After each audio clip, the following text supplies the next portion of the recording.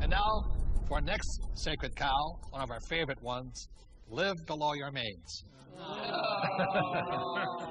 How many of you here do not like living below your means? No. That's no fun. It kills people's spirits. Now, why would you want to live below your means?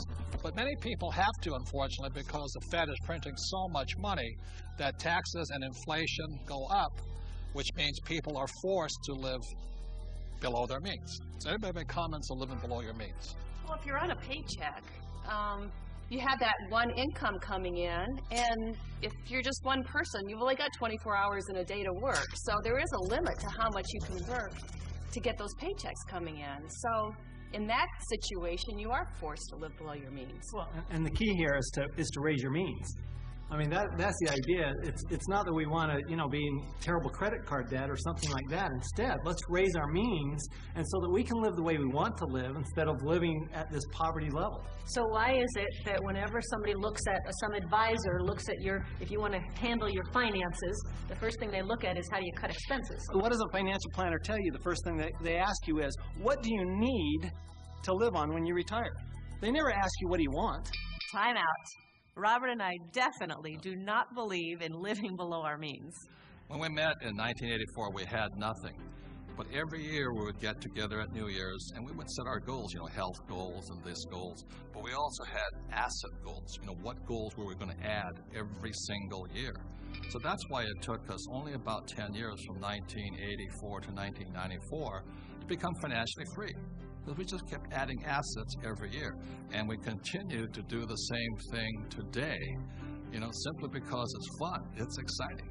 It is. One of the best tips is getting rich is fun. It is fun. It's a lot of fun. And if we want to buy a luxury, if we want to buy a new car, we first buy an asset. So we buy the asset, and the cash flow from the asset pays for the payment for the car. Yes. So that it's again, never living below your means. It's expanding your means through acquiring assets that give you cash flow that gives us all those good things in life. The point here is there's assets and liabilities. The way you increase your means is acquire more assets, not houses, not cars, but assets. So the reason so many people struggle financially is they have no financial education. They may be a good doctor, a lawyer, accountant, or rock star, but if they don't know the difference between assets and liabilities, and they keep buying liabilities instead of assets, they have to keep living below their means. And not even if you're single or not, if you're on a fixed income, if you're an E and an S, your income is limited. Look, there's 4 major expenses that keep E's and S's poor. Number 1 is tax, and taxes are going to go up because the Fed is printing so much money all over the world. 2 is debt. People leave college with tons of debt, credit card debt to make ends meet, and then their house because they think it's an asset. 3 is inflation. Inflation goes up because as taxes go up and prices go up, then inflation goes up. And 4th is retirement. You must put something away for the day you stop working. So those are the 4 main reasons E's and S's, as a general rule, have to live below their means. But if you have financial education and live on the B and the I side, you can increase your means by increasing assets. I think a lot of people accept mediocrity, and in order to be able to grow in business, in order to make more money, you have to step out of that comfort zone and stop being mediocre. Or hoping the government's going to save you.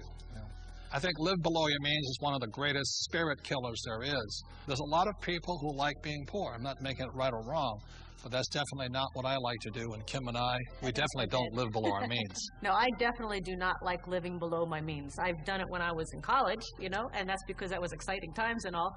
But I get inspired when I have to create. When I get put in a position where I need to create something new, not contract. I want to be bigger than I am, not less than I am. And I think people are being taught to be less than they are instead of inspiring people to be more than you are. Well, and that's the issue with the idea of a budget, right? A budget is all about cutting. It's all about slicing. It's all about being less than you are. Whereas if instead you were looking at something like a strategy, or you're looking at projections into the future, what can I do as opposed to what can't I do? To me, that's the big distinction. Well, and a lot of it comes from fear too. I think people are afraid of their futures. They're not sure where the futures are gonna lead them. So they think, well, I'll live below my means. I'll save. I won't allow myself to have this small luxury, that small luxury. And then, of course, they fall off the wagon.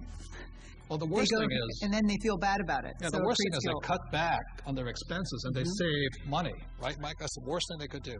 Right. Depreciating money. It all goes back to the questions you ask. I mean, when you say, I can't afford it, I don't have the money for that, you know, a better question would be, how can I afford it? How can I get the money for that? Expands your mind. And you know, in my community where I grew up, living below your means was pretty much a step up. Being honest. We didn't have any means, and we didn't live, and we didn't know how to live. It was basically survival.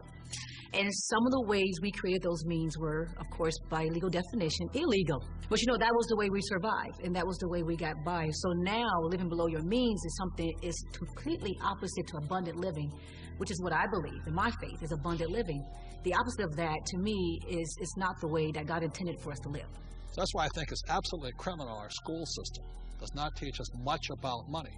And what they do teach us, they tell you put your money in the bank, which means you lose more money, and they talk to a financial planner who put you in mutual funds. That is not financial education.